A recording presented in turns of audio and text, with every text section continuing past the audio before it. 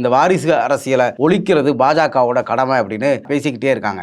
வாரிசு அரசியலுக்கு எதிராக பிரதமர் நரேந்திர மோடி பேசும்போது அவர் கூட இருந்தது யாரெல்லாம் அப்படின்னு பார்த்தோம்னா, பாரிவேந்தருடைய மகன். இன்னைக்கு பாரிவேந்தருடைய ஐஜேகே கட்சிக்கு அவர் தான் தலைவர். ஜான் பாண்டியனுடைய தமிழக மக்கள் முன்னேற்ற கழகத்துக்கு பொதுச் செயலாளர் யாருன்னு பார்த்தா ஜான் பாண்டியனுடைய மனைவி பிரசிலா பாண்டியன். மூப்பனாருடைய வாரிசா அரசியலுக்கு இன்னைக்கு தமாகவை நடத்திக்கிட்டு இருக்கக்கூடிய ஜி.கே. வாசனை கூட்டணியில் வச்சுக்கிட்டே வாரிசுக்கு எதிராக, வாரிசு அரசியலுக்கு எதிராக நம்ம நரேந்திர மோடி பேசியிருக்காரு. அதே மாதிரி தான் அவங்க ஏற்கனவே பீகாரில் கூட்டணி வச்சிருக்கக்கூடிய ராம்விலாஸ் பாஸ்வானுடைய கட்சி, அந்த கட்சியை ரெண்டா உடைச்சி 2 வாரிசுகளை உருவாக்கி ராம்விலாஸ் பாஸ்வான் தம்பிக்கும் அவருடைய பையனுக்கும் இடையில மோதலை உருவாக்கி இன்னைக்கு அந்த 2 வாரிசுகளுமே கூட்டணியில் வச்சிருக்காங்க. அதே மாதிரி உத்தரப்பிரதேசத்தில் சரண் சிங்கோடைய பேரனா அரசியல் பண்ணிட்டு இருக்கக்கூடிய RLD கட்சி தலைவரை சரண் சிங்குக்கு பாரத ரத்னா கொடுத்து கூட்டணியில் சேர்த்துக்கிட்டாங்க.